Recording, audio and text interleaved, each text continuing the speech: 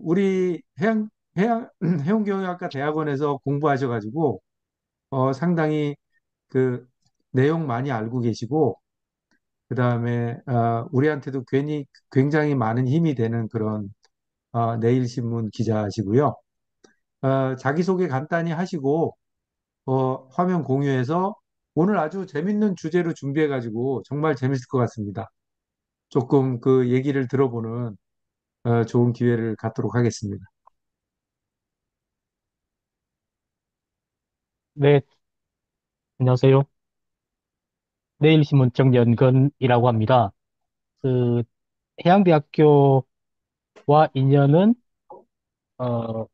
1998년에 제가 해운경영학과 석사에 그를 했고요. 시작했고요. 그때 지도 교수님은 이태우 교수님이었고, 제가 2010년 2000년이구나. 그러니까 2000년 수료하고, 저는 서울로 발령이 나가지고, 이제 뭐, 그때, 하여튼 뭐 청와대 출입해라, 뭐 이래가지고, 왔다 갔다 하면, 하여튼 그 이후로 쭉 주말 부부를 하고 있고, 하여튼 뭐, 이러저러한 일로 해서 논문을 못 쓰고 있다가 그 사이에 지도 교수님이 바뀌고, 그, 석사 논문은 2011년에 썼고요. 그 다음 박사 과정은 2018년에 들어가서 2020년 수료하고, 그 다음 지금 상태입니다. 네. 내일신문에서 지금은, 어, 해양 관련한 취재를 하고 있습니다. 대략 그러합니다. 네. 예, 예, 예. 이제 발표해 주시면 되겠습니다. 네. 감사합니다. 반갑습니다. 공유하기를 하고,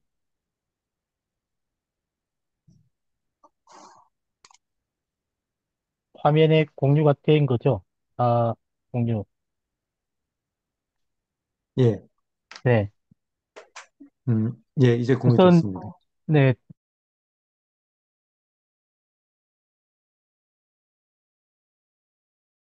오늘은,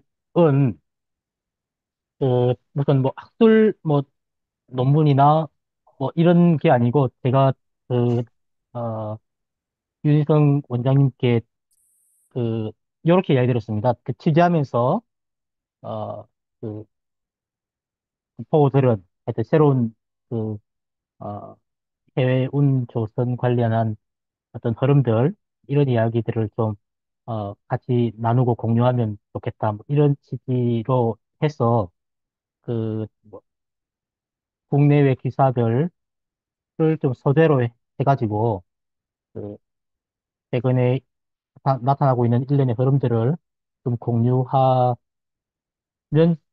합니다.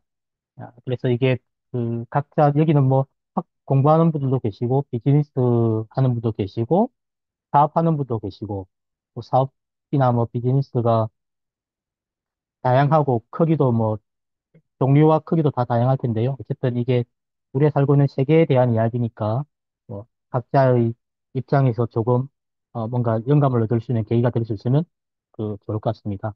우선 기사 하나를 좀 공유하겠습니다. 요래는 하고 얘는 공유, 아, 요거 공유. 기사가 하나 지금 공유가 된 거죠. 이게 지난 금요일 날, 제가 이제 썼던 기사인데요. 트럼프 2기 세계 질서 부상은 미국 신해양 전략 기업자들 손에 달렸다. 뭐, 맡고 있다. 이런 건데, 지금은 이제, 뭐 제법 아시는 분들도 많이 생겼는데, 트럼프 2기에서 백악관의 안보보좌관으로 내정된 사람, 이 마이크 waltz라고 하는 사람, 그, 그리고 이제 국무장관으로 내정된 마르코 루비오라고 하는 사람에 대한 이야기인데요. 이 사람들이, 그, 이 사람은 이제 루비오입니다. 국무장관 내정자이죠. 그, 이 사람들이 지난 4월 30일 날, 나중에 우리 쭉 오늘 함께 공유할 주요한 내용일 텐데요. 그, 지난 4월 30일 날 미국 의회에서 그 국가 해양 전략에, 하여튼 뭐 미국의 어떤 신해양 전략을 그 하나 채택합니다. 미국 의회에서 그 공화당 2명, 민주당 2명 해가지고 이제 민주공화 양당에서 초당적으로 그 채택하는데 이게 그 뭐 그냥 보고서 하나 내고 끝난다 이런 게 아니고 미국에 뭐 여러분 아시겠지만 미국에서 의사결정되는 과정들이 그 의회에서 뭐 주요한 어젠다가 채택되고 그다음에 이게 행정부로 전이되고 쭉 하는 과정들이 있는 건데요. 이때 그 새로운 해양 전략에 대해서 채택하고 난 이후에 이 전략에 따라서 가장 먼저 움직이고 있는 곳은 미 해군입니다. 미 해군이고, 미 해군은 우리가 알다시피 최근에 그 한국의 조선산업 그 협력 같은 것도 타진하고 있고 등등 하고 있죠. 새로운 해양 전략의 최전선에서 지금 움직이고 있는 곳인데요. 어쨌든 이 미국의 새로운 해양 전략을, 주도한 사람들이 트럼프 2기 행정부에서 백악관 국가안보 보좌관과 그, 어, 국무장관 역할을 할 거라는 거죠. 백악관 국가안보 보좌관, 여러분 뭐, 유명한 사람 헨리 키신저 있죠. 헨리 키신저는 그, 미국이 중국하고 손잡고 이제 당시 소련이죠. 소련을 고립하는 그런 그 전략의 판을 움직인 사람, 그리고 미국 외교의 뭐 대표격인 사람으로 거론되는 그런 사람이 일한 자리가 백악관 그 안보보좌관이라고 하는 자리고, 국무장관은 여러분 알다시피 미국이 세계 경영을 하는 그, 그런 역할을 하는 장관인 거죠. 힐러리 클린턴이 국무장관을 했네요. 생각해보니. 그, 요런 기사를 하나 먼저 공유하고요. 그다음에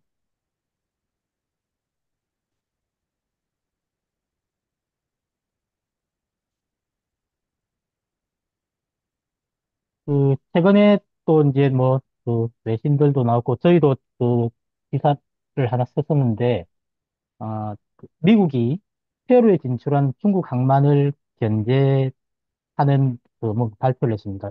이것도 이제 트럼프 2기 행정부와 연관된 흐름인데, 이게, 트럼프의 첩건으로 알려진 사람이 이제 중국이 얼마 전에 어, 페루에 항만을 투자해서 이제 개장을 했는데, 개장하자마자 그, 뭐라고 했냐면, 미국 트럼프 그 측에서, 어, 그 페루에 투자한, 중국이 페루에 투자한 그 항만을 통해서 오는 물건들에 대해서는 중국과 똑같이 지급하고 관세를 부과할 것이다. 이렇게 이야기한 거죠. 보편 관세 10%, 20%가 아니고, 뭐, 중국처럼 60% 이렇게 부과하겠다고 하는 건데, 그, 미국이 이제 중국에 대한 견제이기도 하고, 또 이제 항만과 관련해서 미국이 그, 어떻게 생각하고 있는 것인지, 이런 걸, 시사하는 일이었습니다. 최근에.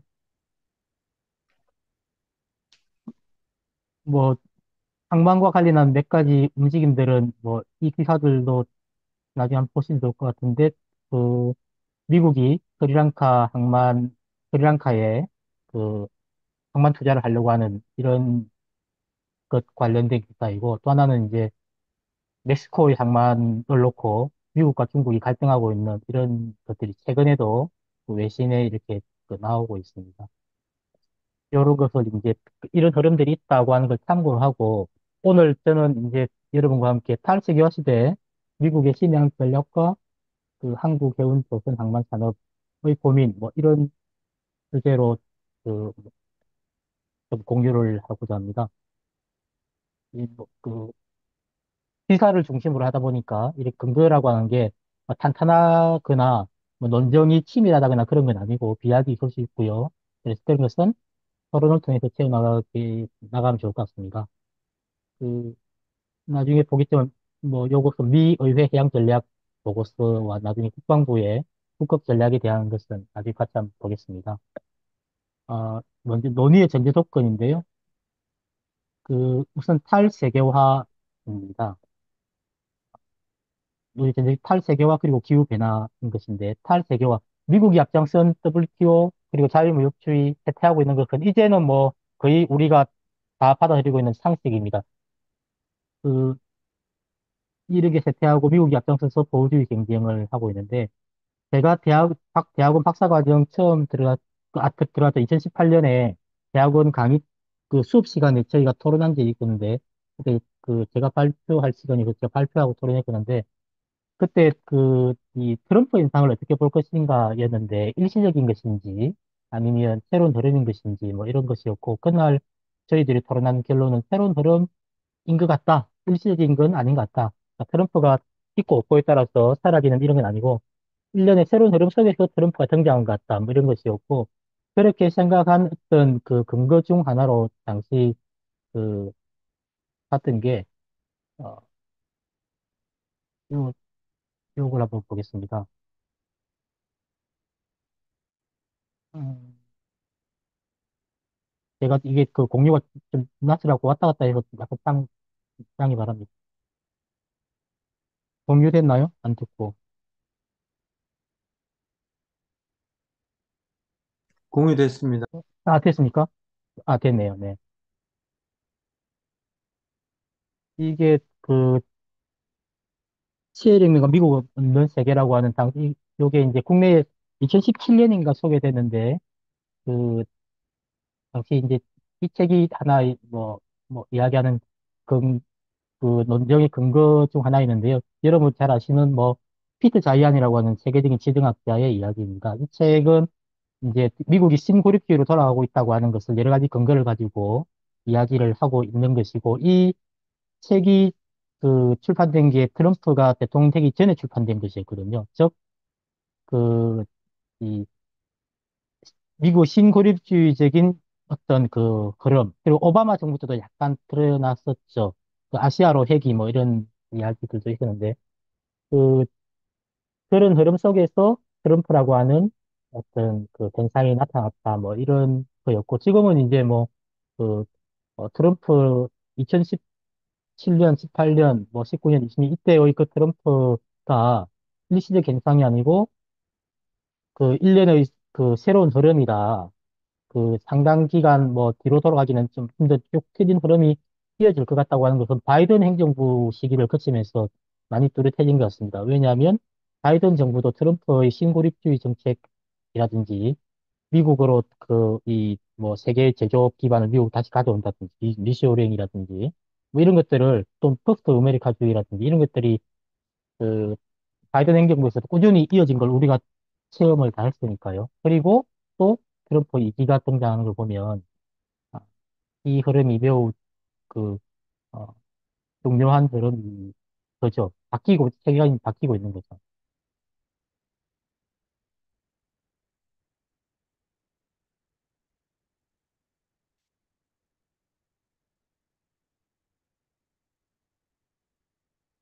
탈세계화.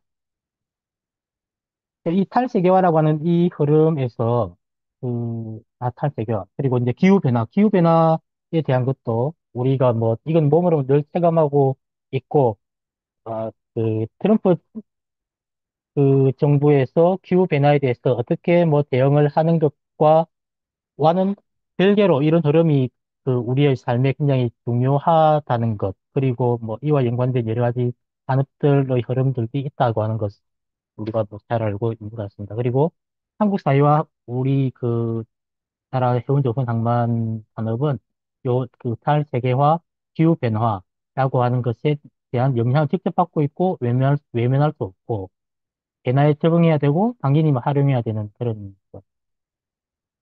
어떻게 변화하고 있나. 트럼프 당선인과 윤석열 대통령 전화, 이거 최근에 있었던, 또 화제가 많이 있었던 것인데, 왜 이런 일이 있었나, 그리고 무슨 일이 일어날까, 이런 게 이제, 그, 중요할 것 같은데요. 왜 이런 일이 있는 것인가와 관련해서, 그, 이것을 이제, 그, 지난 4월 30일 날, 미 의회가 채택했던, 그, 나가 미 의회가 채택했던 보고서를 이제 같이 한번 보시죠.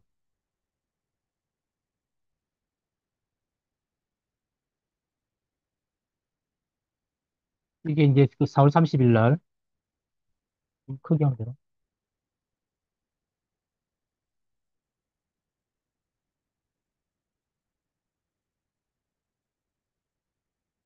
4월 30일 날. 음. 아까 어, 안보보좌관 내정된 마이크 waltz, 그리고 그 국무장관 내정된 여기 그 마르코 루비오가 민주당 의원 두 명과 함께 네 명이 이제 공동 발의해서 채택한 것인데요. 그, 요지는 이겁니다. 그러니까 그 중국에 비해서 미국의 그, 어, 해양력, 특히 해운과 조선이 매우 뒤처져 있다, 위기다, 뭐 이런 것인데요. 이걸 한눈으로 이제 뭐 보여주는 자료라 해가지고 이 사람들이 이렇게 자기들이 이제 그래픽을 한 게 있는데요. 그 미국의 선대가 그 국책선대가 이렇게 미국과 중국이 200대 7천이다. 그리고 그 조선 작년에 수주받은 것이 미국은 5척 수주받았는데 중국은 1,700척 수주받았다. 조선소에서 일하는 사람들이 여기는 미국은 15만, 여기는 60만. 그다음에 뭐 회계사를 포함한 그 이런 그 회계 인력들이 미국은 12,000명, 이쪽은 110만 명. 이렇게 그 뒤쳐져 있고 이것은 그 미국의 그 상품을 운송하는 것, 그리고 미국이 필요한 배를 만드는 것, 이런 것을 위협하고 있을 뿐 아니라 특히 이제 그 군사적으로 해군의 능력이라든지 자유항행 이런 것들을 이제 그 지키는 데 어려움이 크다고 하는 이런 위기의식을 가지고 있고요. 또 이 보고서에서는 그 미국이 북극에서 영향력을 그 러시아나 중국과 비교해서 북극에서 영향력을 키워나가는 걸 굉장히 이제 중요하게 생각합니다. 요 내용은 조금 이따가 가볍게 또 보겠습니다.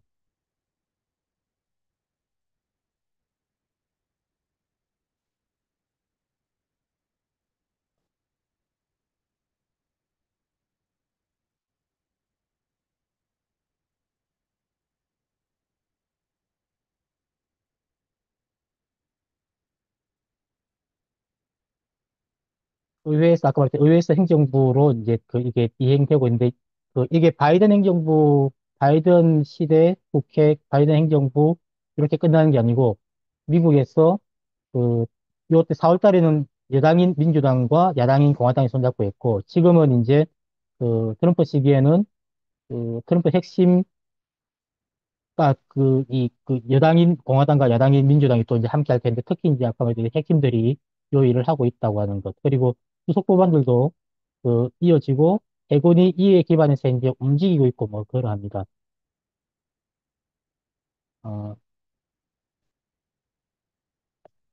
요게 이제 그 이후에 나온 법인데요. 미국 요 법에 따라 가지고 8월 달에 마찬가지 마르코 루비오, 국무장관 내정자가 민주당과 손잡고 그, 어, 항만과 관련한 법을 하나 내는데요. 요 흐름에서 내리는 건데, 중국 해양력에 대응하기 위한 초당적인 전략 항만 보호법을 냈는데, 이, 또 중국을 견제하겠다고 하는 의도를 명확히 하고 있습니다. 어, 연관된 기사를 하나 보겠습니다.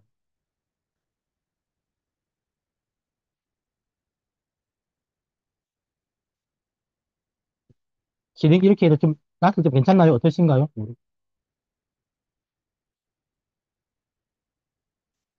네, 괜찮습니다. 괜찮습니까? 네네.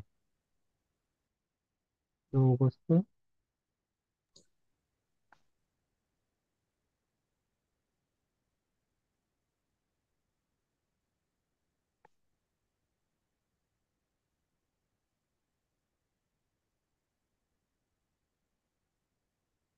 미국이 해군을 앞세워서 한국 조선산업에 손짓하고 있다는 이 9월 달에 제가 이제 쓴 기사였는데요. 아까 말했던 이제 8월 달에 뭐, 새로운 법이 나오고 이후인데, 이 기사 보면 미국이 해군 함정을 앞세워서 한국의 조선산업을 자국으로 끌어들이고 있다. 지금은 이제 뭐, 트럼프 이후에 조선산업 관련된 이야기가 많이 나오면서, 뭐, 당연한 것으로 받아들이죠. 하여튼, 그, 선거가 한창일 9월 달에 이제 던 기사였는데요. 요 기사, 그, 앞에 또 하나의 기사를 공유하겠습니다. 아,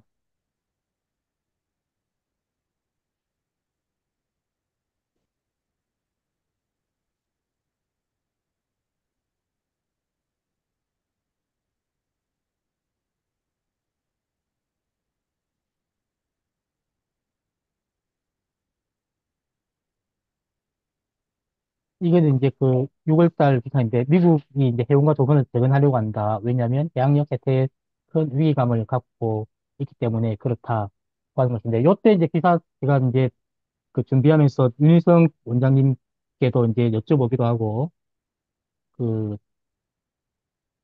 그랬습니다. 윤희성 원장님도 이제 당시 그, 미국의 의회의 새로운 아까 신량 지침, 이런 걸 보면, 미국이 막강해진 중국의 해양 세력의 위기의식을 느끼고 대응할 필요성을 강하게 느끼고 표현하고 있다. 타국의 해운 조선 산업을 단기간에 직접 강화하기 어려운 미국은 동맹국과 협력할 수밖에 없을 텐데, 우리는 이런 흐름을 기회 요인으로 전환할 수 있어야 된다. 뭐 이런 이야기를 이제 그 당시에 코멘트를 해 주셨는데요. 하여튼 그런 것입니다.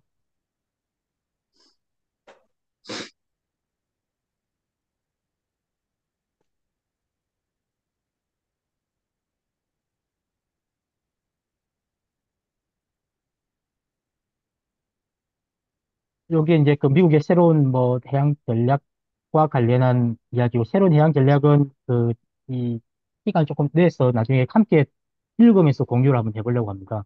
그다음 미국의 북극 전략인데, 아까 기후 변화 이야기를 하면서 북극에 대한 기후 변화 이야기했는데, 북극은 다만 기후 변화에 대해서 어, 대응한다고 하는 차원 넘어가지고, 미국은 북극을 거의 뭐 사활적 이해관계가 걸린 지역으로 지금 생각을 하고 있습니다. 그, 뭐야, 어, 중국과 러시아에 비하면 그 매우 뒤처져 있다, 또는 헤게모니를 잃고 있다, 이렇게 생각하거든요. 이 사람들이.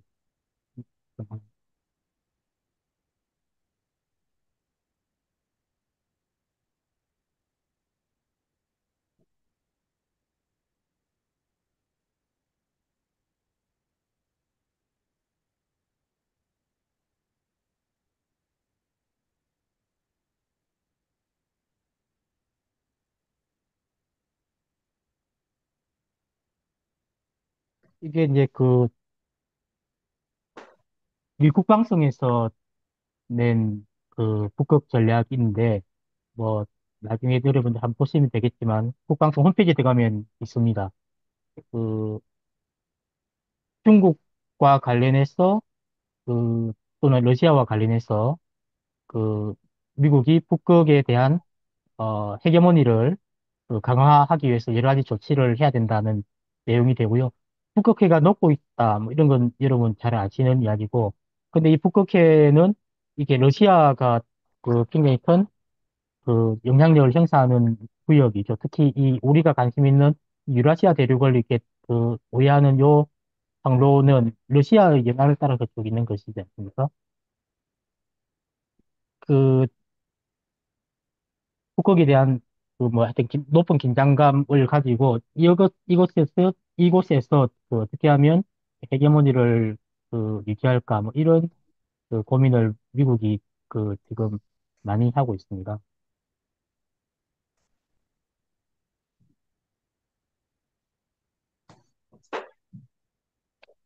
그, 어, 앞에 이제 미국에서 어떤 새로운 해양 전략이라고 하는 것.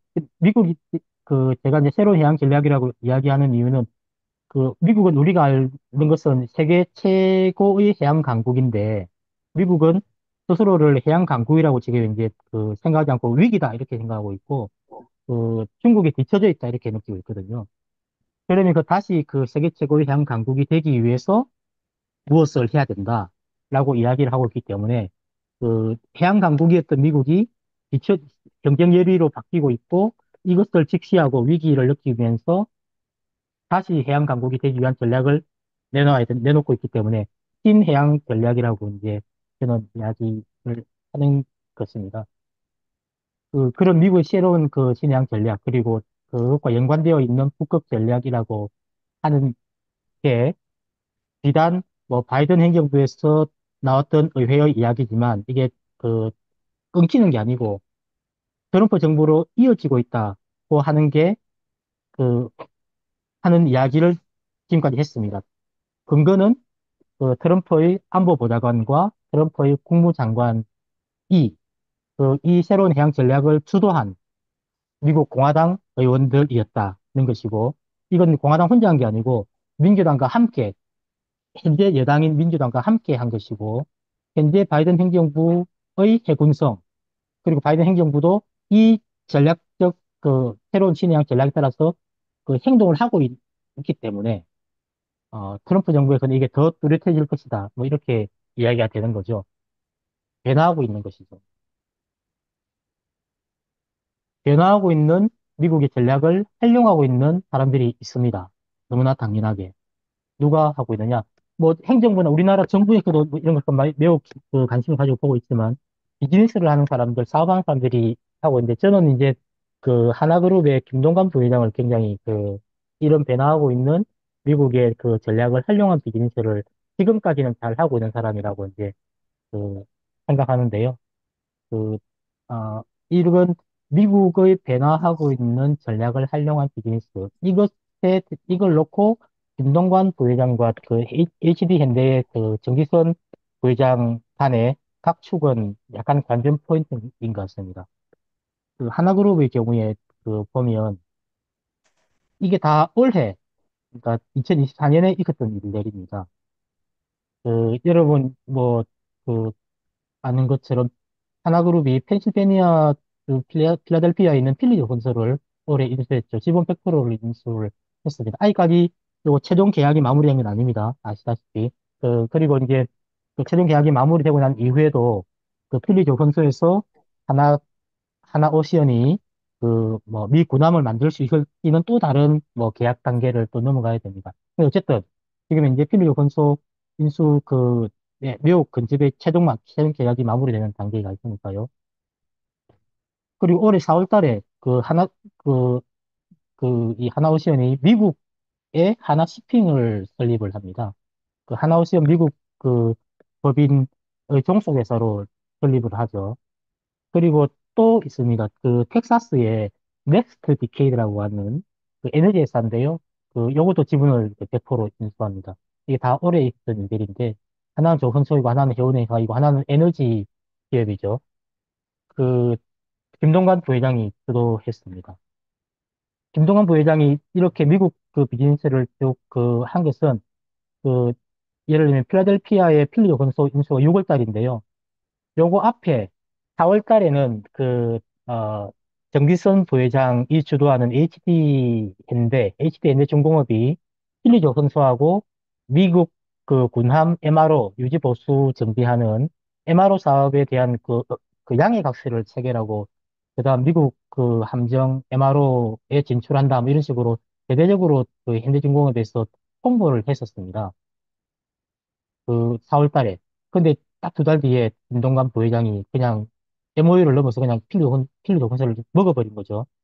그 사이에 현대중공업과 필리조 건설 사이에 오고 갔던 여러 가지 뭐 이야기들이나 또는 뭐 현대중공업의 MRO 관련한 뭐 전략 또는 실력 이런 자료들이 필리조 건설하고 공유될 것 아닙니까? 그런 게 이제 넘어갔겠죠. 어, 김동완 부회장이 어쨌든 이런 일련의 미국 비즈니스를 올해 공세적으로 막 확 했던 것째는 김동완 부회장이 미국의 변화를 계속 주시하고 있었다고 보시면 됩니다. 근거는 작년에 김동완 부회장이 하나그룹 하나오시언 인수하고 난 뒤에 하나 그, 당시 이제 대우조선 사람들이나 또 하나오션 사람들 속에서 김동완 부회장이 읽고 있다 이래가지고 막 유행했던 책이 있습니다. 그게 아까 세일혁명과 미국 없는 세계라고 하는 책을 썼던 피터 자이안. 피터 자이안은 작년에 이제 쓴 책인데요. 작년에 우리나라에도 소개됐습니다. 그 공비하는 세계와 인구학이라고 하는 책인데요. 여러분도 아마 이렇게 그 보신 분도 계실 텐데, 이거는 그 피터 자이안의 일련의 책은 다 뭐 같은 그 주제들을 안고 있습니다. 심화되고 있는 건데, 뭐 우리나라에 네 권이 소개됐는데, 세일혁명과 미국 없는 세계, 그다음 뭐 각자 도생의 세계와 지정학, 뭐 봉기하는 세계와 인구학, 이런 일련의 책들이 다 미국의 어떤 신고립주의, 여러 가지 이유로 미국이 세계로부터 그 이게 그 발을 빼고 그, 발을 뺀다. 그러면 미국이 없는 세계에서 이런저런 뭐, 우크라이나나 또는 뭐, 이게 그 대만 해협, 뭐, 또는 뭐, 남중국해, 이런 그 지정학적으로 취약한 고리에서 전쟁이 일어날 가능성이 있다, 이런 거였고, 실제로 이제 우크라이나 이런 데 그 전쟁이 일어났죠. 그, 그런 이야기들인데, 어, 그 김동관 부회장이 이 피터 자이안의 매니아로 알려져 있습니다. 그래서 이 여기 요 책, 공개하는 세계와 인구학이라고 하는 그 책이 한, 작년에 이제 그 하나오션, 대우조선 사람들에게 많이 읽혔는데요. 저는 이제 당시에도 그런 생각이 들었지만, 이게 그, 거대한 그룹을 물려받은 3세라고 하는 사람들이 좋은 것만 이게 놀고 먹는 게 아니고, 밤에 잠이 안 오겠구나. 이 거대한 그룹에 여기 일하는 사람들의 어떤 먹거리, 이것을 지속 가능하게 하려면, 야, 이게 정말 잠이 안 오겠다. 뭐 그런 생각이 들더라고요. 출진이 못 이기는구나. 뭐 그런 거. 정규선 마찬가지일 거고. 어쨌든 그런, 그, 미국에 변화하고 있는 어떤 그 새로운 흐름. 이것을 읽고, 그 다음에 준비를 해서, 그, 올해 필요한 때에, 그러니까 이제 정기선 HD 현대가 미국하고 뭐 손잡고 함정 산업을 하려고 하니까 속도를 확 내가지고, 이 보건소를 인수하고, 뭐, 재원 해커도 만들고, 그리고 이제 에너지 해커도 인수하고, 뭐, 이런 일을 그냥 필요한 타이밍에 이제 타이밍 놓치지 않고 이제 투자를 막 하는 모습을 보인 거죠. 이- 그, 하나그룹의 이런 것이고, 뭐, 하나그룹만 이렇게 하고 있는 게 아니라 뭐, 굉장히 많은 기업들이 아마 이렇게 뭔가를 하고 있을 겁니다, 지금. 제가 알기로는 우리나라에 이게 중견성사도 이런 회사들이 있습니다. 그리고 덴마크의 머스크가 지금 이제 뭐, 이런저런 되는 모습들을 많이 보는데, 이 미 해군 장관이 그, 덴마크를 방문하면서 머스크에 가가지고, 미국 조선업에 투자를 해달라고 촉구를 하는 기사인데요. 한번 보겠습니다.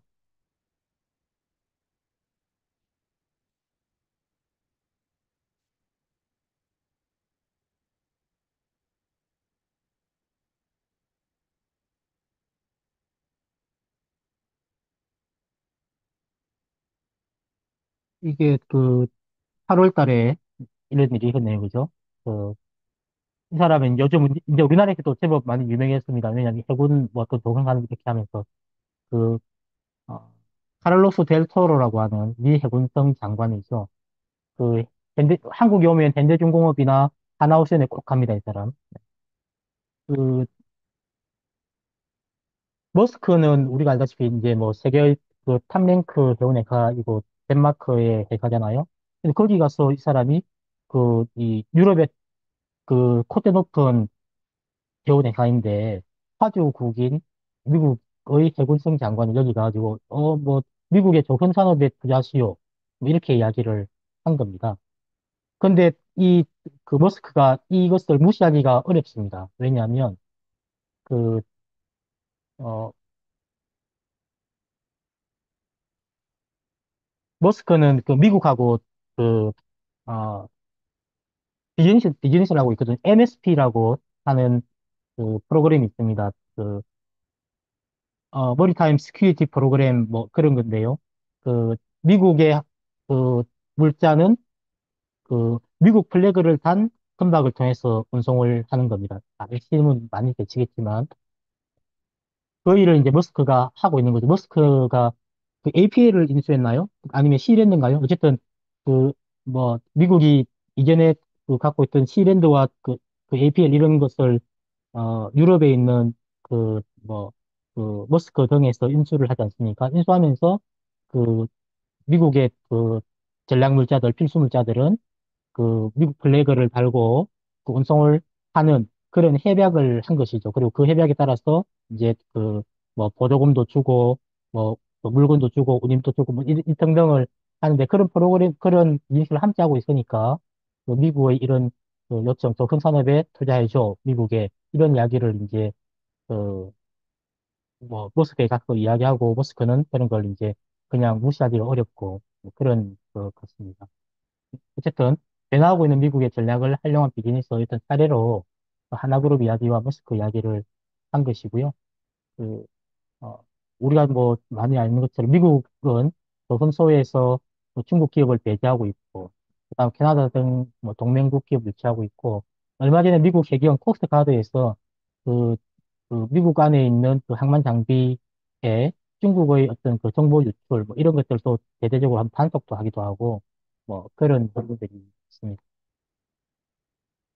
근데 하여튼 요거는 이제 그 미국의 이야기지만, 근데 우리가 참고해야 될 건, 이건 어디까지나 미국 사이드에서 이제 본 이야기들이고, 미국 사이드가 아닌 곳에서 보면, 즉 중국이나 러시아 또는 우리가 아는 뭐 그 글로벌 사우스 이런 나라에서 보면, 미국의 움직임과는 또 다른 움직임을 또 볼 수가 있습니다. 이런 것도 우리가 알아야 되니까요.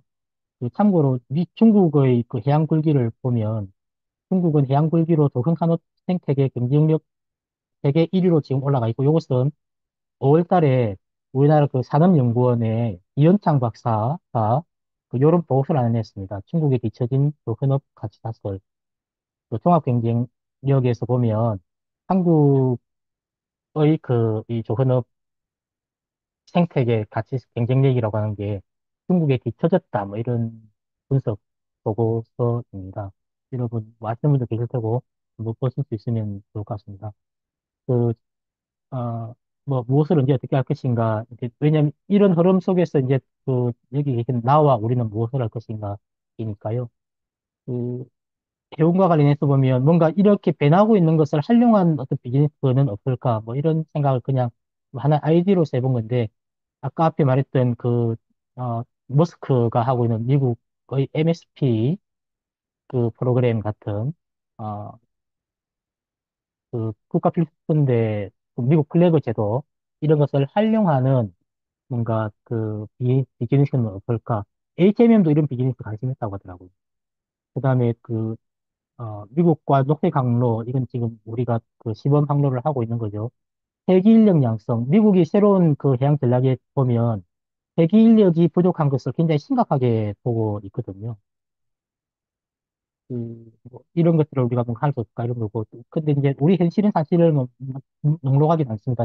우리나라 서울 산업을 보면 오너십이 많이 부족하잖아요. HMM 교인이 없는 그런 회사이고, 그, 저는 HMM 예를 들면 민영화, 산업은행과 그 해진공의 지분을 내년 상반기가 되면 이제 71%까지 올라가는데, 그거 민간에 파는 거 쉽지 않다고 저는 보는데요. 우리나라의 현재 거버넌스 구조에서는. 그러면 그냥 공기업도 아니고 민간 기업도 아닌 상태로 공기업의 단점과 민간 기업의 단점이 그냥 막 어울려가지고 안 좋아질 가능성도 매우 크다고 생각하는데요. 하여튼 뭐 이런 문제. 어, 그, 그리고 항만 같은 경우에는 우리나라가 뭐 항만 중요하다고 하지만 GTO 이런 운영 역량이 있는 기업들이 있나? 뭐 이런 거. 지난 8월 달에, 한국과 미국이 연례적으로, 회사 부문 회의를 합니다. 올해는 워싱턴에서 열렸는데, 거기 다녀왔던 분 이야기 들어보면, 미국 정부가 우리나라 조선산업협력 요청한 것처럼, 항만에 대한 항만 투자 협력을 우리에게 요청했습니다. 자기들이 이제 동남아 쪽에 항만을 투자할 때 한국이 같이 하면 좋겠다 이런 건데요. 아까 앞에 기사 하나 있었지만, 뭐, 스리랑카에 항만 투자 미국이 있지 않습니까? 그런 것처럼 뭐, 동남아에 항만 투자 미국이 관심이 있는데, 이거는 여러분 뭐, 탁 떠오르는 게 남중국해, 에서 중국과 뭔가 이렇게 대치 정신이 생기는 거구나. 그걸 더 강화 하려고 하는 거구나. 탁 느낌이 오지 않습니까? 그런 것이죠. 그러니까 이런 게 있으니까 이거 한국 정부가 쉽게 응하기가 또 만만치 않습니다. 중국이 있으니까. 어쨌든 이런 게 있고. CP 운영 역량이 있는 기업이 있나, 우리나라에. 뭐 이런 거 한번 생각을 해봐야 될 것 같고. 조선산업은 뭐 많은 분이 알고 계시지만 빅리를 제외하면 그 중소, 중견은 매우 심각하고 그 생태계가 취약하다고 이렇게 되어 있죠. 그리고 그 이신영 교수님 서울대에 그분 늘 말씀하시는데 그 미국의 필리 조선소도 가보니까 필리 조선소는 기자재 공급망 생태계가 거의 붕괴되어 있던데 이제 한국은 그러면 뭐 미국이 한국 조선산업에 손 내밀고 있지만 한국의 기자재 공급망은 튼튼한가? 그렇지 않다는 거죠. 그리고 또 한국의 인력, 특히 이제 뭐 용접하는 이런 그 필수 노동력도 굉장히 취약하지만 또 하나 그 엔지니어들 굉장히 취약하다 이렇게 되어 있고 굉장히 심각하게 그 위기에 느끼더라고요. 이진영 교수님. 네. 그 이렇다는 것. 그래서 이제 나와 그 우리는 그 변화하고 있는 세계 속에서 그 무엇을 언제 어떻게 해야 되는가 뭐 이런 걸 한번 고민을 해본 적이 있다. 이런 것이고요. 혹시 조금만 시간을 더 주시면 미국 그 의회 보고서를 한번 그 잠깐 같이 읽으면서 공유한 시간을 가지면 좋다 생각하는데 어떨지 모르겠습니다. 예, 보시죠. 뭐, 얼마나 걸립니까? 다 풀 필요는 없을 것 같고요. 그냥 예, 뭐, 그, 읽기만 보면 될 것 같은데, 잠깐만요. 예,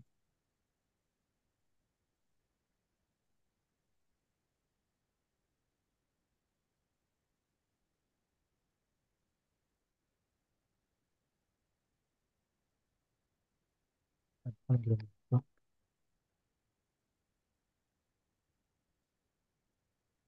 이건 그, KNI에서 한글 버전으로 번역한 것입니다. 예. 새로 공유를 해 주시죠. 네, 공유를 하겠습니다. 예, 잠깐만요. 음, 음,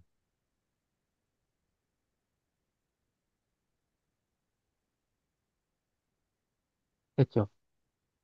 예, 그래서 그, 제가 이제 그 김종덕 원장님하고 이렇게 그 이야기를, 하여튼 이런 보고서에 대해서 같이 이야기하고, 그러니까 김종덕 원장님도 이제, 아, 이걸 좀 더 많은 사람들이 보면 좋겠다고 하면서, 네, 그, 이렇게 이제 뭐, 한글 번역도 했는데요. 그, 미국 아, 이거 읽는 이유는 우리가 사실 이 줌 미팅하고 나면 그다음 또 다들 바쁘니까 오늘 이 자리에서 최소한의 뭔가 변화하고 있는 무엇이 어떻게 바뀌고 있는 것인지에 대해서 약간의 이 시간에서라도 뭐한 5분이라도 공유하고 하면 좋지 않을까 싶어서입니다. 미국 국가해양 전략을 위한 미국 의회 지침입니다. 그리고 이 사람들의 10대 실천 과제도 이제 이야기를 하고 있습니다. 그, 아, 이 사람들이 이렇게 그 부제가 그렇게 붙어 있습니다. 미국 해양력 쇠퇴를 반전시키기 위한 전략이고요. 아까 말했던 마이크 월츠 이 사람은 그 안보보좌관 내정자, 마르코 루비오는 국무장관 내정자입니다. 그 들어가는 말은 요 전문을 번역할 때 모든 전문이 길지는 않습니다. 전문인데 미국은 해양국가다. 우리의 생활 방식은 안전하고 개방적이며 신뢰할 수 있는 해양 접근에 달려 있다. 우리나라를 유추하면서 봐도 좋을 것 같습니다. 바다는 미국이 세계에서 가장 번영하고 강력한 국가가 되는데 필수적인 역할을 했다. 왜냐? 해외 시장과 연결하고 경제를 성장시키고 미국력 좋은 물자를 창출할 수 있도록 필수적인 물자를 사고할 수 있겠다. 이런 거죠. 그 미국의 해양 부문은 경제적 및 경제와 국가 안보에 필수적이다. 그런데 미국 정부와 민간 산업의 수십 년간의 무관심으로 인해서 우리의 조건 능력과 해양 노동력이 약화되었다. 우리나라는 어떨까요? 어, 그리고 이것은 미국 상품을 시장에 공급하고 전시 중인 미군을 지원하는 미국 국기 플레이도 선박의 감소로 이어졌다. 반면 중국은 굉장히 뭐, 거대하게 성장했고, 이런 일로 해서 미국은 그 3조에서 6조 달러 규모에 이르는 세계 해양 경제에서 경쟁력이 약해졌다. 중국은 우리보다 230배 이상의 조군 능력을 자랑하고, 어, 그리고 그 상해, 국제 해양 운송, 그리고 전 세계의 안보와 미국의 생활 방식을 유지하는 데 필요한 중요한 해양 인프라를, 어, 중국이 점점 더 장악하도록 허용할 수는 없다. 그래서 미국 해양력 세태를 되돌리고 세계 해양에서 전략적 경쟁자 중국으로부터 그 우리의 취약성을 줄이기 위한 새로운 국가 해양 전략이 필요하다. 뭐 이렇게 이야기를 하고 있습니다. 전략적 목표는 해양의 번영을 달성하는 것, 해양의 안보를 보장하는 것, 그리고 동맹과 파트너십으로 협력을 모색하는 것, 그리고 미국이 같이 뭐 해양의 독립성, 해양의 자유, 해양 및 내륙 수로의 회복력을 그 회복을 하는 것, 요게 새로운 전략의 목표다. 그리고 해양 번영 달성 그 존스법을 강화하자. 존스법을 강화하자고 하는 거는 그 이런 흐름이 있으니까 그 하나 그룹이 미국으로 갈 수밖에 없는 거죠. 그 이거는 이제 그 해운 도선 부분의 그 리쇼링이고 공급망 재편인 것이죠. 해운 도선 부분의 공급망 재편이고 이것은 이 사람들도 그렇게 딱 말을 합니다. 그 이 다른 제조업 부문에서 했던 것처럼 해운과 도선도 그 미국의 그 이 능력을 강화시켜야 된다라고 명시적으로 이야기를 합니다. 그리고 이런 것을 하기 위해서 인센티브 프로그램, 아까 MSP 프로그램 같은 것입니다. 그 그걸 통해서 미국의 그 플래그를 활성화하자. 한국의 해운 기업이나 이런 데서 그 활용할 수 있는 비즈니스일 수 있겠죠. 그다음 해양 안보. 이게 이제 그, 해양 안보를 하기, 이게 이제 항만 투자가 이제 어, 중요하게 생각하고 있는 것 같고요. 항구의 능충한 크레인 그런 것들을 뭐 설치하는 것도 있고, 항만에 대한 투자, 뭐 이런 이야기들이 중요한 것 같습니다. 동맹과의 협력, 아까 윤일성 그 원장님도 그 이 보고서를 보고 총괄적 코멘터로서 미국이 혼자 할 수 없기 때문에 동맹과의 협력이 중요한데 이 동맹과의 협력, 이것에서 우리가 그 기회를 찾아야 된다. 뭐 이런 이야기를 하신 거죠. 그리고 이거는 뭐 트럼프가 윤석열 대통령과 첫 통화에서 조건 산업 협력 요청한 것에서 또 딱 나타나는데 이건 바이든이든 트럼프든 네, 그 동일하고 트럼프는 더 노골적으로 이제 딜을 하려고 하겠죠. 우리는 무엇을 딜할 것인지, 뭘 주고 뭘 받을 것인지 이런 걸 이제 생각해야 되는데 국가 단위에서도 당연히 생각해야 되고 비즈니스에서도 생각을 해야 될 것 같아요. 미국의 그 해양 수로 뭐 이런 거 회복을 구체적으로 해야 된다 이런 것이고 이것을 하기 위해서 그 의회가 해야 되는 열 가지 언제 해야 되는 이 사람들은 now 지금 해야 되는 그 열 가지 행 조치를 이야기하고 있는데요. 눈에 띄는 것은 대통령이 임명하는 대통령 직속의 국가해양위원회를 설립하자는 이야기를 합니다. 이게 1번에 있는 거죠. 무슨 일을 하려면 그 일을 할 수 있는 조직이 필요한 건데 그 조직으로 대통령 직속의 국가해양위원회를 설립하자는 이야기를 합니다. 왜? 여기도 그 해양이라고 하는 게 그 공간적으로 광범위하고 영역이 있으니까 여러 부처에 흩어져 있을 거 아닙니까? 그러니까 이렇게 흩어져 있는 여러 해양 업무와 정책을 조율할 수 있도록 대통령 직속의 국가해양위원회를 설립해서 국가해양 전략을 모니터링하고 이행하고 뭐 하자는 이야기. 어, 네. 그 다음에 그 해양 노동력을 확장 보고하고 세계관화 도금 뭐 이런 것들이고 관련된 아카데미 우리가 이런 거분과 결합할 수 있는 영역이 있을 것 같아요. 특히 이제 해양대학교 더더욱더 그러하고 해양대학이 있는 여기 그 해양 크러스트 그 동삼혁신지구의 역할 이런 거 고민할 수 있다고 생각합니다. 국내 조현 능력 확장 및 현대적 혁명 그 기대 뭐 이런 이야기 최근에 우리가 많이 하고 있고요. 미국 국제선박의 운송 능력 확장, 미국 해양 교통 시스템과 내륙도로에 대한 투자 많이 해야 된대요. 1250, 그 교량에 1250억 달러, 항만에 1630억 달러, 내륙수에 68억 달러의 유지 보수를 해야 되는데 안 하고 있다는 거죠. 이, 그 당장 투자를 해야 될 영역을 숫자로 이렇게 이야기해놨습니다. 액티베이트 프로그램, 그 북극에 대한 이야기인데 급변하는 북극 지역에서 미국의 이익을 이어가는 경제적, 정치적, 군사적 요인을 평가하고 뭐 그 대응을 해야 된다는 건데 그 이게 마르코 루비오 국무장관 내정자는 매우 강성 중국 매파로 알려져 있는데요. 뭐라고, 이 사람은 중국을 이야기할 때 앞에 딱 관형어를 붙입니다. 공산주의 중국 이렇게 이야기하는데요. 이 전략 보고서 만들면서 마르코 루비오는 뭐라고 했냐면, 미국과 공산주의 중국 간의 경쟁이 21세기를 정의한다. 근데 그러한 분쟁에서 가장 민감하고 가장 뜨거운 핫 프런트 라인이 어디냐면 해양이다라고 이야기를 합니다. 해양에서 이 어떤 식의 트럼프 위기의 어떤 전략적 구상 또는 정책들이 펼쳐질 것인지 약간 짐작할 수 있는 대목이 있는 거죠. 미국과 공산주의 중국이 경쟁이 치열하고 이게 21세기를 정의할 것이다. 판이 바뀐다는 거죠. 탈세계화인 거죠, 이른바.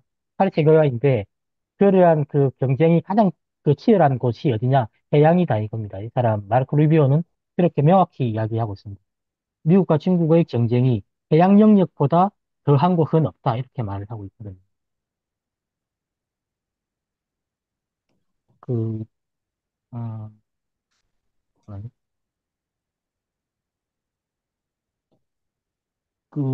그렇고, 이제, 해양의 자유를 방어할 수 있는 해군에 필요한 자원을 제공하자. 그리고 해양 부분을 전략적 경쟁으로부터 보호하기 위해서 규칙, 정책, 자원 결정 이런 것들을 막 이행해야 된다. 그리고 국가부 전략에 따라서 동맹과의 협력 이런 이야기를 강조하고 있습니다. 여러분들 시간에 한번 전체적으로 한번 요, 그, 미국 의회나 아까 미국 국방성이나 또 이런 데 들어가면 관련된 자료를 볼 수 있으니까요. 한번 보시면 좋을 것 같습니다. 우선 이렇게 이상 발표를 마치겠습니다.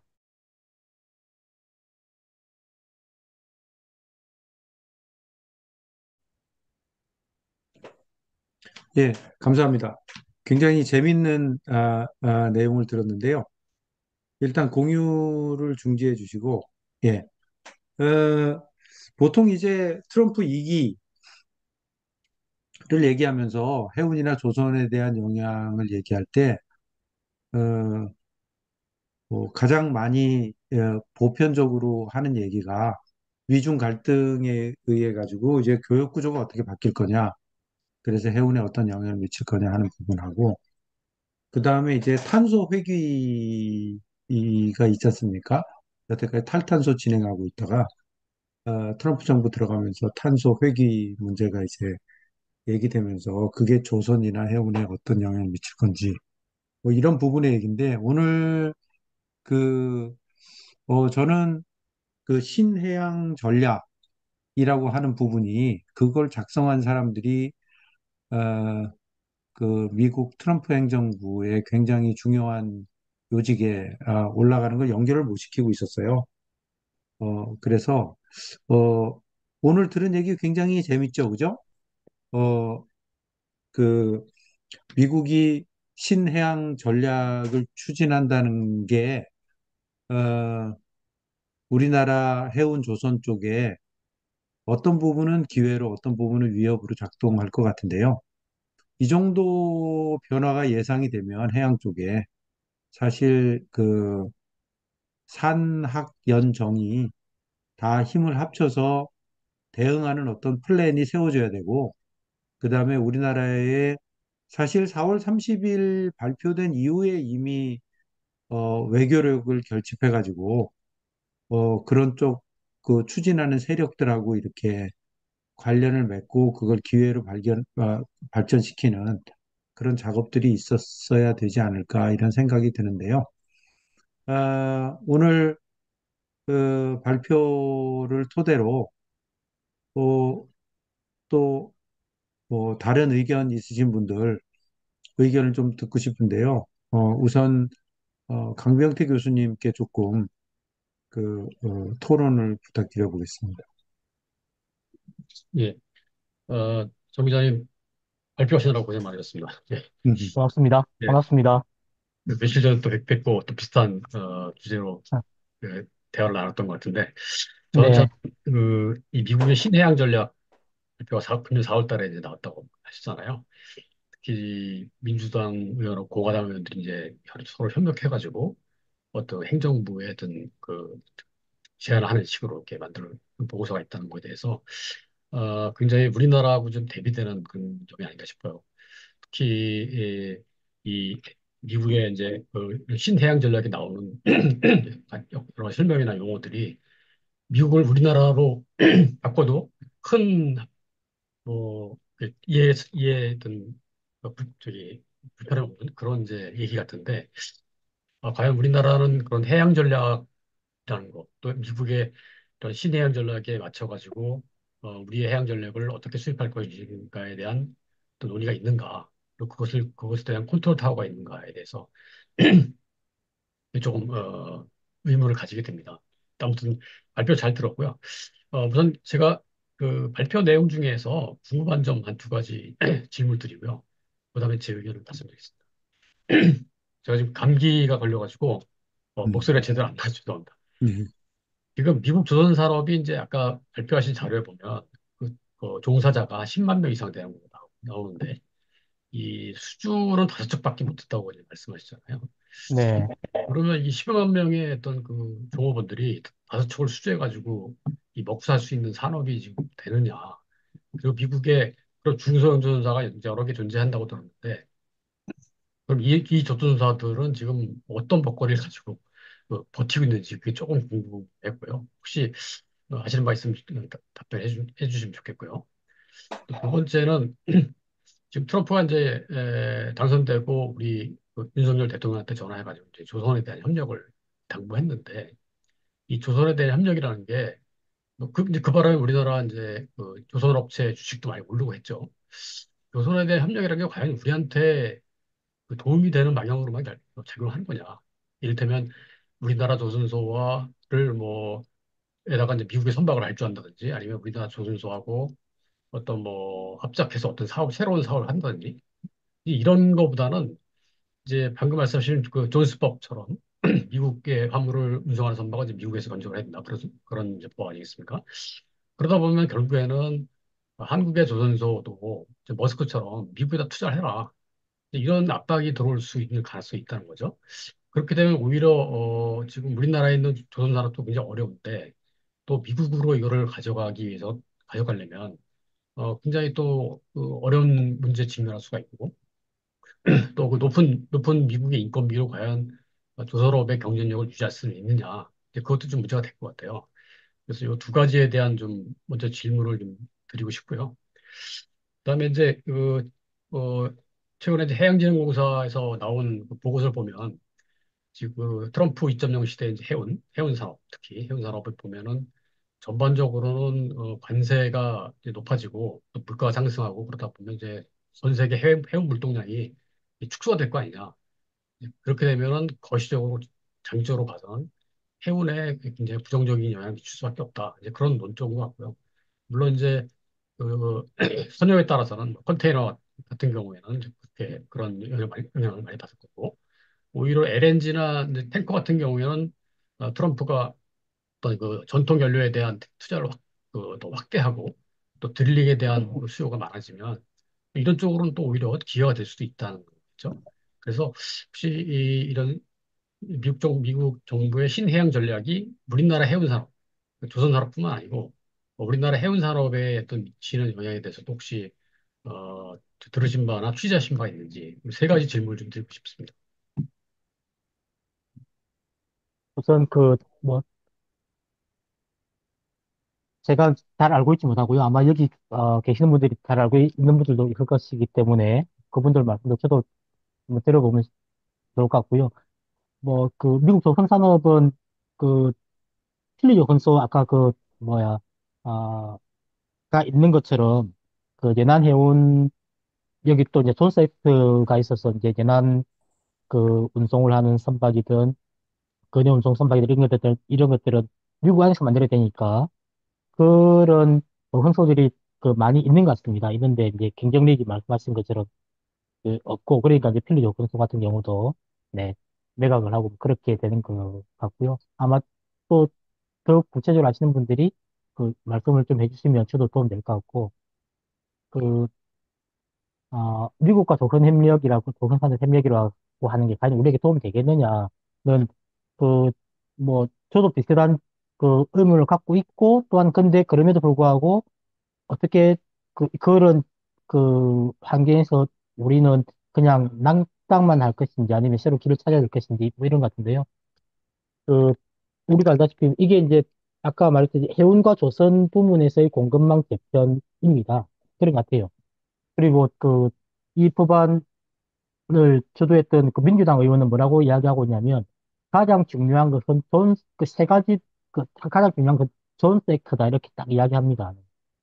미국으로 가져오자고 하는 건데, 근데 이게 구체적으로 어떻게 할 것인지는 그 진행된 과정에 많은 그 논란과 자기들도 뭐 싫어하는 과정에서 이런저런 일들이 있을 것 같아요. 그러니까 방향은 미국의 해운과 조건을 다시 경쟁력을 강화하자고 하는 것인데, 뭐 그것이 다시 그 미국으로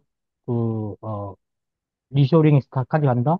인건비나 산업 구조가 공급망도 없고, 인력 인건비 비슷한데, 예전과 같은 방식으로 할 수 있을까? 뭐 이런 데 대한 의문이 있을 수 있고, 그런 데에서 그 주요한 동맹의 한 축인 우리가 상대적으로 어떤 딜할 내용들을 만들어야 된다고 생각하고, 그것은 대화가 들리는 건데, 어쨌든 뭐 적극적으로 그 변화를 긍정적으로 받아들이면서 주고받아야 되니까, 뭐 초기에는 뭐 미국으로 진출하는 이런 모습을 볼 수도 있겠지만, 어쨌든 분명한 것은 미국에서 고임금을 가지고 하기에는 어렵고, 공급망이 이미 많이 바깥으로 나가 있는데 다시 공급망을 만드는데 시간도 많이 가고 하기 때문에 현실에서 이행하는 것은 다르게 이행이 돼야 되고, 거기에는 한국이 미국과 그 주고받을 때 영역이 그런 걸 우리가 만들어 나가야 되는 약간 창조해야 될 영역이 아닐까. 그렇게 일단 그냥 추상적으로 생각합니다. 그리고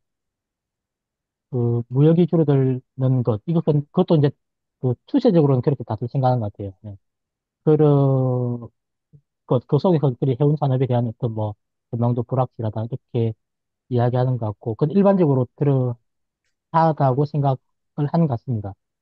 근데 이제 일반적 전망 속에서 그러면, 그리고 뭐 이야기 안 하지만 이른바 3D라고 하는 것도 이제 그, 그런 일반적 전망을 또 이제 더 강화하는 이야기이기도 한데, 그렇게만 갈지는 또 잘 모르겠어요. 올 초 우리 생각해 보면,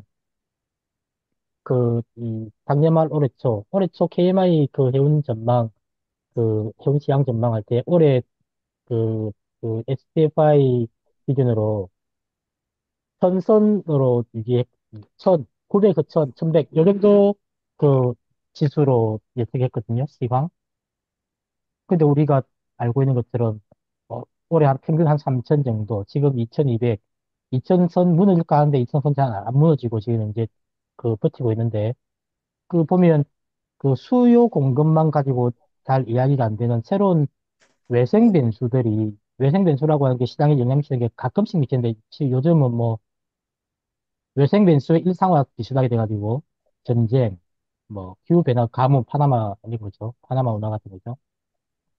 이런 외생 변수 시장 밖의 쇼크들이 시장에 영향을 미치는 일들이 더 자주, 더 많이 뭐 이렇게 쭉 되다 보니까 이게 약간 혼란스러운 것 같고, 전환기라고 하는 게 이런 그 매생 변수가 많이 생기는 게 전환기인 것 같아요. 그러니까 시장 안에서 수요 공급에 의해서 움직이는 것 외에 바깥에서 시장에 영향을 주는 외생 변수들이 많이 생길 가능성이 커진 것. 이게 이른바 전환기 뭐인 것 같은데, 지금이 이른바 이런 전환기인데, 환경적으로는 기후 변화라고 하는 큰 전환기이고, 사회 정치 경제적으로는 지정학의 질서가 바뀌고 있는 큰 전환기이고 그런 것 같습니다. 그래서 일반적 전망이 무역 규모가 줄어들고 탈탄소 이후에 다음 연료가 무엇인지 잘 모르겠고 뭐 이러한데, 그 속에서 이런저런 뭐 어떤 변수들이 생길지, 하여튼 새로운 변수들이 좀 더 아주 빈번하게 생기고 있다.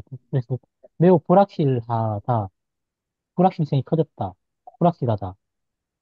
우리가 근데 세계에 어떤 패권을 갖고 있지 않은 데 그는 불확실 속에서 뭘 예측하고 행동하기가 정말 만만치 않다. 그러니까 이제 아, 상대적으로 웨이트 앤 시 전략이 다시 많이 거론되는 것 같습니다. 다른 실무에 있는 분들의 이야기를 좀 들어보면 좋을 것 같습니다. 예, 잘 들었습니다. 얼마 전에 삼성 KPMG에서 발표한 자료를 보니까 그 트럼프 시대의 이제 산업에 대한 영향, 거기서 트럼프 철자를 TRUMP 이렇게 그걸 이제 분자해서 했는데 그 TR 뭐 T는 테리프, 뭐 R은 뭐 리스폰시빌리티, 네. U는 언서드티가 있더라고요. 트럼프 시대는 불확실성의 시대다. 음, 그게 언제 될지 모른다. 이제 그런 이제 전망을 해놨던데 정 기자님 말씀대로 앞으로의 세계가 진짜 불확실 점점 더 강화되는 그런 세계가 올 것 같아가지고 좀 걱정이 많이 됩니다. 예, 감사합니다. 음. 잘 들었습니다. 예, 제가 생각할 때는 그러니까 뭐 중국에서 얘기하는 해양 굴기 같이 그 미국에서 해양을 다시 리바이브 하겠다라는 의도는 좋아요. 의도는 좋고, 의지도 좋은데, 사실 그걸 실현하는 거는 상당히 어려울 거라고 생각이 됩니다. 특히 조선 분야 같은 경우, 제가 생각할 때는 상선에 미치는 영향이 그렇게 크지 않을 것 같아요. 그러니까 커머셜 쉬핑 쪽을 미국이 다시 가져가서 그 조선을 뭐 산업화한다는 거는 사실은 어려울 거고, 아마 군함 쪽에서 최소한 자기네들이 어느 정도의 통제력을 가지고 가겠다 하는 거라면 가능하다고 생각이 되는데 그것도 정부에서 지금 MSP에 지급하는 것처럼 상당한 그 보조금을 지급해야 겨우 돌릴 수 있는 형태가 되지 않을까 싶습니다. 그래서 우리가 지금 한화에서 움직이는 것처럼 안으로 들어가서 뭔가 로컬라이즈 하면서 기회를 찾는 거는 상당히 미닝이 있다고 생각을 하고, 밖에서도 아마 조선이라는 게 껍데기만 만드는 게 아니라 조선의 여러 가지 군함 같으면 뭐 무기체계라든지 또는 그 조선 안에 장비, 항해 장비, 기타 등등 여러 가지 기자재들이 있는데 그런 부분에 대해서는 의존도가 상당히 있을 거예요. 그래서 그런 부분에서는 또 그런 나름대로 기회로 삼아서 대응해 갈 필요가 있을 것 같고, 무역도 중국에 대해서 그제 발표한 거 보니까 60% 관세 뭐 이렇게 얘기하던데, 사실 현실적으로 생각해 보면 어, 일- 아주 점진적인 변화가 아니면 일시적으로 중국 없이 살아가기를 시도한다는 것 자체가 너무 무리한 거라는 생각이 듭니다. 그래서 중국 없이 살아가는 거를 시도해가지고 만약에 밀어붙인다 그러면 그 주변의 그러니까 그 프렌들리한 국가들에 대한 상당한 의존도가 커질 것 같아요, 오히려. 그래서 우리나라 같으면 조금 반사이익을 오히려 기대할 수 있는 거 아닌가 이런 생각도 들고 그런 측면에서 전체적인 교역량이 위축된다라기보다는 물론 이제 그런 부분이 있습니다. 뭐 멕시코 같은 데를 활용해 가지고 니어쇼링 하는 경우에 전체적으로 물동량의 이동 거리가 줄어들면서 수요가 줄어들고 하는 부분이 있어서 우려가 전혀 안 되는 부분은 아닌데 그래도 지금 막 의욕적으로 얘기하는 것 대비 그 실제 실제 성취하는 게 그렇게 많을까 하는 거에 대한 생각이 들기도 하는데요. 예, 말씀 잘 들었고 여기 오늘 김호 본부장님 나와 계시네요. 김 본부장님 얼굴 좀 보여주세요.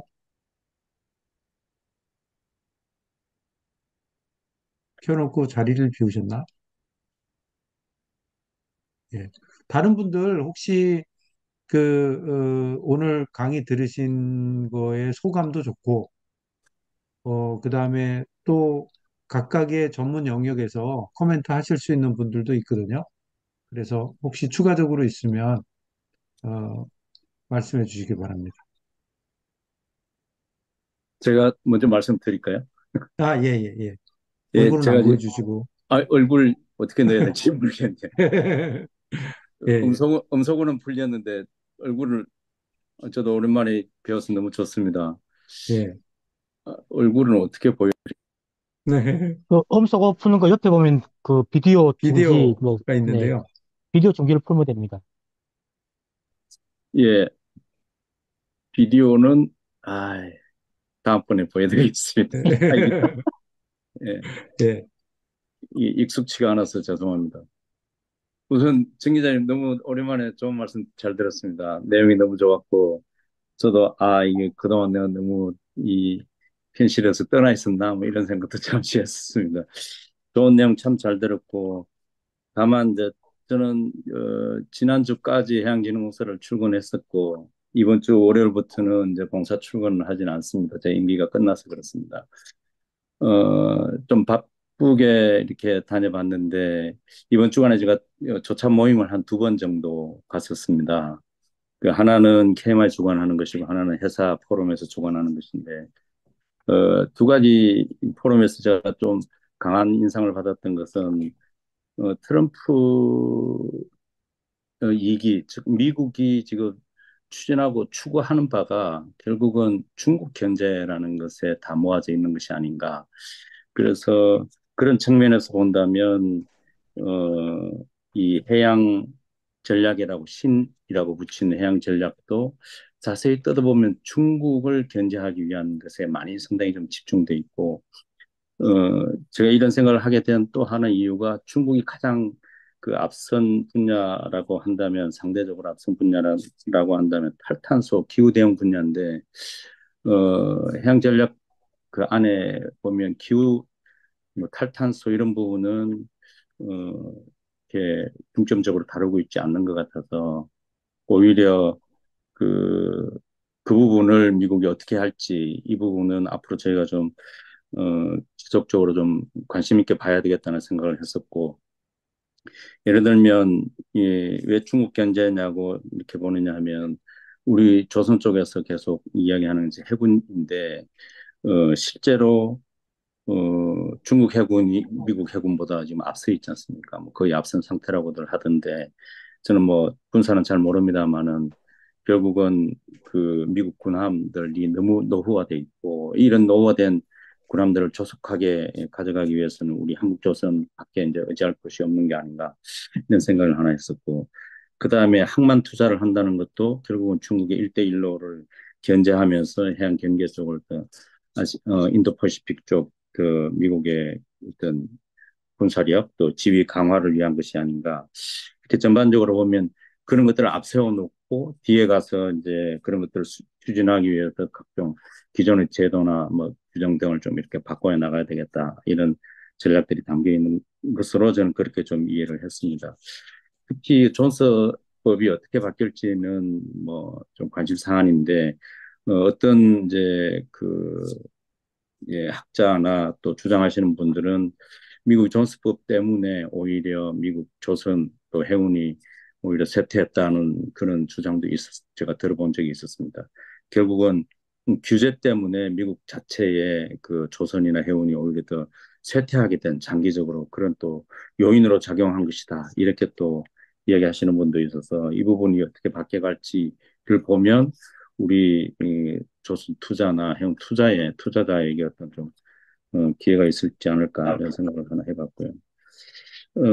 두 번째로 제가 느꼈던 것은 이 시기에 우리의 이제 소위 말하는 해양 이걸 어떻게 좀 나눠볼 것인가 뭐 이런 건데 여전히 뭐 해운을 중심으로 하고 있는 이제 해운 산업 차원에서는 뭐 해운 서비스 쪽을 집중을 하려고 할 것이고 조선을 하는 쪽은 조선 산업, 조선 그 생태계를 더 강화시키기 위한 전략들을 할 것인데 저는 현재 우리 해운과 조선이 상당히 큰 갭이 있기 때문에 이참에 미국의 전략에 대응을 하면서 우리가 기회를 찾는다면 우리나라의 해운과 우리나라의 조선 사이에 그 붕괴된 생태계를 어떻게 다시 예전처럼 일으킬 것인가 그것이 미래형으로 일으켜야 된다고 저는 보는데 그게 결국은 탈탄소 분야에서 기술 발전이 상당히 좀 앞서 있고 우리의 또 우리나라의 IMO 대응도 상당히 좀 속도감 있게 또 잘 하고 있기 때문에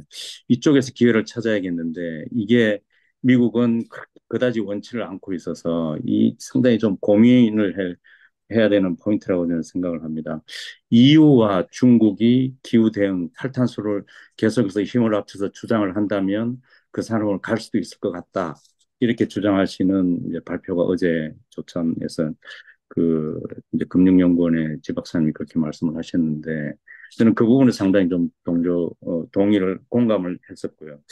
우리도 기회를 찾는다면 신산업 영역 쪽에서 해운과 조선이 새로운 생태계를 만들어 가야 된다고 보고 그 과정은 역시 탈탄소 대응 또 탈탄소 추진을 위한 투자 이쪽이 아니겠는가 그런 생각을 하나 했었고 또 KMI 조차 모임에서는 저는 하나 느낀 게 우리나라가 이미 일본의 어떤 1인당 GDP 또 일본의 어, 우리 그 뭐 무역 규모 이런 것들은 거의 근접하거나 초과하는 이 거의 같은 수준에 이르렀는데 그게 지난 한 70년 동안 그렇게 저희가 적극적으로 국가 발전 정책을 세워서 그렇게 성공했다는 그런 이야기를 들었는데 그것이 해운 부문으로 들어오면 아직도 일본에 우리가 일본이 대략 한 선대 규모가 2억 5천만 톤 정도 되고 우리나라가 대략 1억 톤 정도 된다고 보면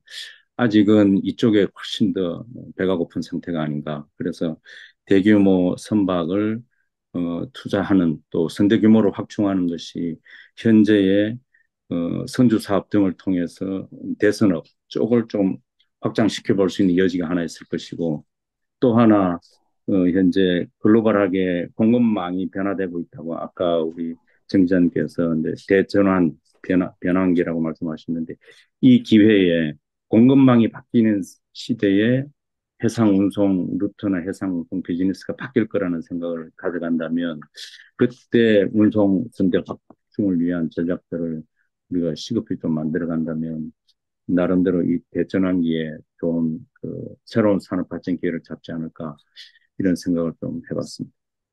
제가 너무 오랜만에 예, 나타나서 중언부언했습니다.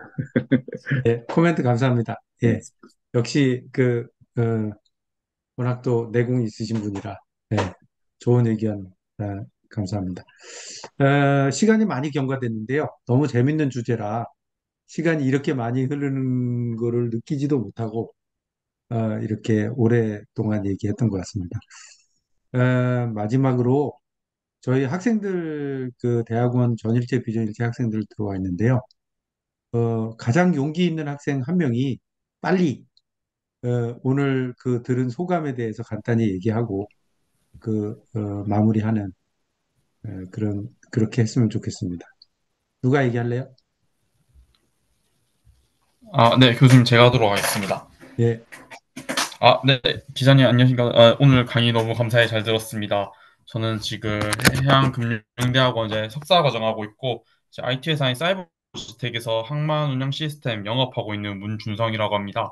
오늘 반갑습니다. 이제 네, 감사합니다. 오늘 강의를 듣다 보니 일단 뭐 리쇼어링으로 인한 전체 무역량 감소는 조금 리스크로 예상되지만 이제 공급망 관리라는 어떤 안보적인 측면에서 이제 미국과 협력할 수 있는 기회가 조금 더 많아질 거라는 생각이 드는데 이제 그 와중에 아까 항만 투자 쪽에 말씀하셨을 때 뭐 우리가 아직 뭐 GTO가 없고 또 중국이 워낙 이제 1대1로 사업을 통해서 많이 투자를 진행하고 있는 상황인데 이런 상황에서 우리나라가 이제 조금 더 이제 글로벌 비즈니스에 많이 투자를 하기 위해서는 이제 선사 그리고 어떤 항만 운영사 그다음 기타 이제 협력사들이 다 함께 이제 공격적으로 해외 사업 개발을 위해서 투자하면 어떨까, 이제 노력을 하면 협력을 하면 어떨까 하는 생각을 했습니다. 왜냐하면 제가 이제 관계자분들을 여러 번 만나서 얘기를 해보니 이제 항만 투자를 할 때 가장 이제 그 판로를 뚫는 거는 선사라고 하더라고요. 이제 예를 들어서 선사가 너네 항만 이제 개발할 때 우리가 물량 넣어줄게 라고 하면 사실상 그게 게임이 끝나는 거라고 하더라고요. 예전에 그래서 한진 같은 경우에도 이제 유럽이나 미국의 터미널 이제 개발할 때 운영권을 따내올 수 있었던 이유가 이제 물량을 넣어줄게라고 이제 다시 약속을 하면서 이제 100% 또는 이제 과반 이상의 이제 지분을 많이 확보했다고 하던데 이제 현재 같은 경우는 중국이 굉장히 세계 이제 항만 시장에 공격적으로 많이 투자를 하고 있습니다. 뭐 장비, 그다음에 운영 시스템, 운영보안 같은 경우에도 그래서 이런 부분에서 앞으로 우리 해양산업 관계자들이 조금 더 많이 협력해서 이제 원팀으로 움직일 수 있으면 어떨까라는 생각을 했고요. 그래서 오늘 강의 너무 감사히 잘 들었습니다.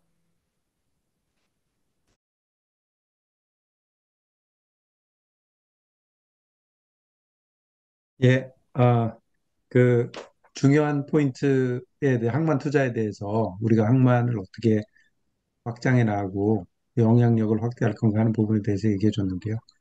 되게 좋은 포인트라고 생각을 하고 오늘은 시간이 많이 경과돼서 계속 얘기를 나누면 나눌 수도 있겠지만 오늘 여기서 마무리하도록 하겠습니다. 발표해 주신 정영근 기자님 감사하고요. 빨리 논문 써서 박사 빨리 받으세요. 네. 듣기까지 여기 또 경청해 주신 참석해 주신 분들에게도 감사드리고 이번 달 해양금융 전문가 세미나는 여기서 마치도록 하겠습니다. 수고하셨습니다.